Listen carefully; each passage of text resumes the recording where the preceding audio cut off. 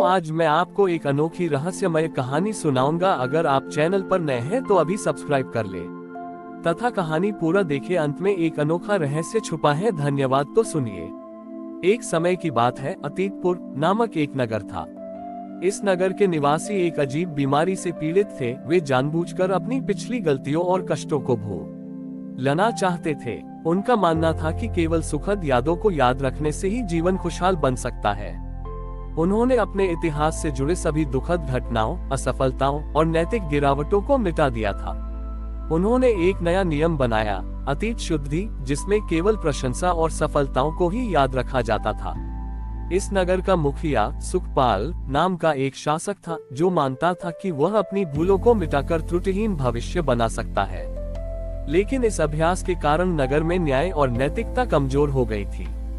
कोई भी अपनी गलतियों से सीख नहीं रहा था और वही गलतियां बार बार दोहराई जा रही थी। एक बार एक गंभीर अन्याय हुआ। सुखपाल ने अपने लाभ के लिए एक निर्दोष व्यक्ति को दंडित किया। नगर के लोगों ने इस अन्याय को भी भूलने लायक कष्ट मानकर उसे अनदेखा कर दिया। जब इस बढ़ते हुए अन्याय और नैतिक गिरावट की खबर कैलाश पहुंची, तो महादेव ने हस्तक्षेप करने का निश्चय किया। महादेव काल भैरव के रूप में नगर में प्रकट हुए।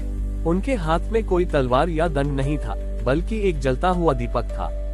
भैरव ने नगर के चौक पर खड़े होकर घोषणा की, अतीतपुर के निवासियों, तुम अपनी स्मृतियों को दूषित कर रहे हो। तुम सत्य से भाग रहे हो। मैं तुम्हें चेतावनी देता हूँ। उद्धरण चिन्ह। सुखपाल ने भैरव को देखकर उनका उपहास किया, हे साधु, तुम अतीत के दुख क्यों याद दिलाते हो? हम अपने भविष्य पर ध्यान देते हैं।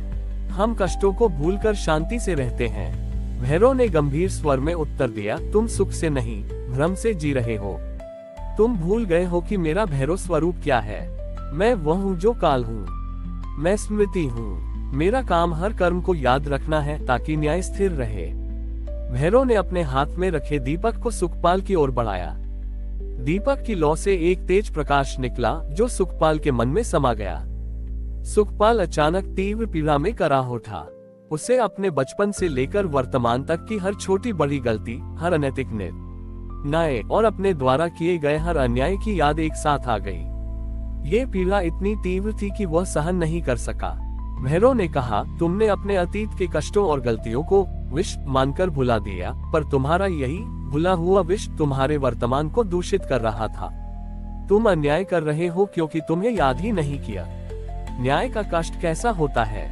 भैरव ने समझाया, स्मृति दो प्रकार की होती है। सुखद स्मृति तुम्हें आनंद देती है, पर कष्ट की स्मृति तुम्हें विवेक देती है। तुम केवल आनंद चाहते थे, इसलिए तुमने विवेक को त्याग दिया।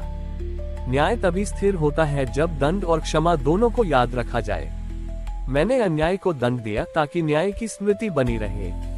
तुमने दंड और अन्याय दोनों को भुला दिया, इसलिए तुम्हारा न्याय नष्ट हो गया। भैरव ने अंत में कहा, स्मृति एक वरदान है।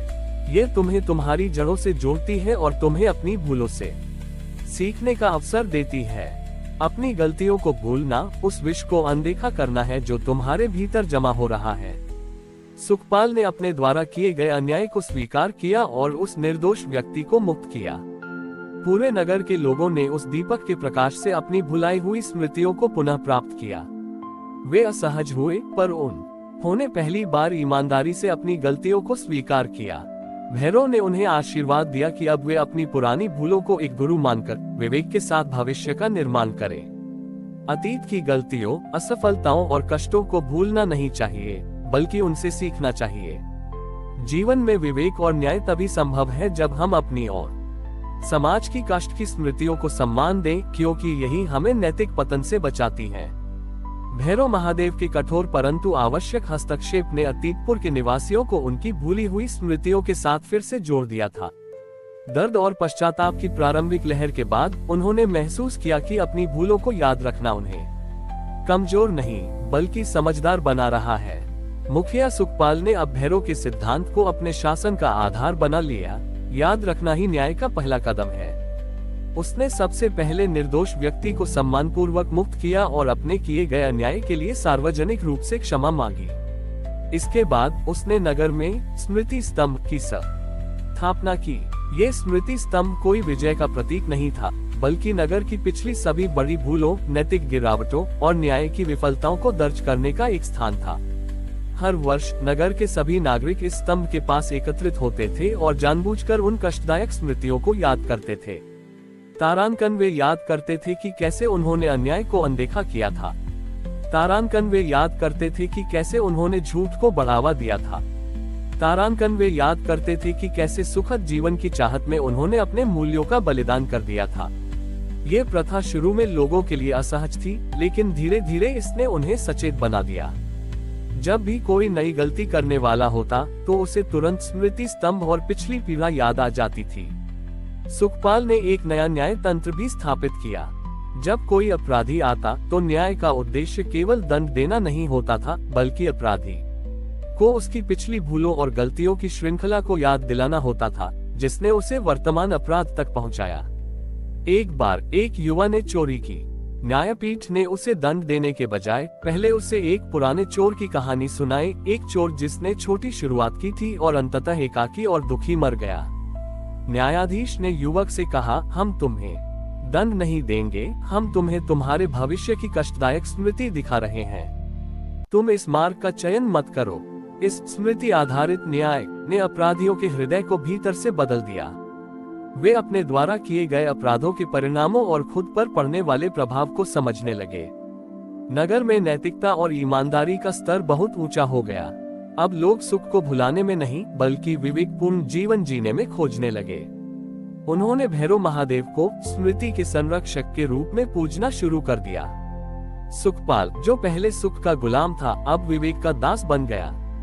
उसने अंततः समझा कि भैरव ने उन्हें क्रोध या विनाश नहीं दिया था, बल्कि स्थायी सत्य दिया था कि जीवन में वास्तविक प्रगति तब आती है जब हम अपनी भूलों और कष्टों की स्मृतियों को एक अमूल्य शिक्षक मानते हैं। जीवन में सबसे बड़ा ज्ञान यह है कि हम अपनी गलतियों से भागते नहीं, बल्कि उन्हें याद रखते हैं।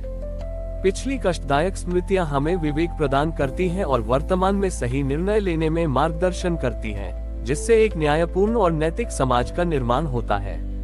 हमारी और भी आध्यात्मिक एवं अनोखी कहानियां देखने के लिए हमारे चैनल पर जाएं तथा धार्मिक एवं पौराणिक अनोखी कहानियां हमारे चैनल पर है। कृपया जाके देखें तथा हमारे चैनल को सब्सक्राइब करके रखें और वीडियो लाइक जरूर करें। धन्यवाद।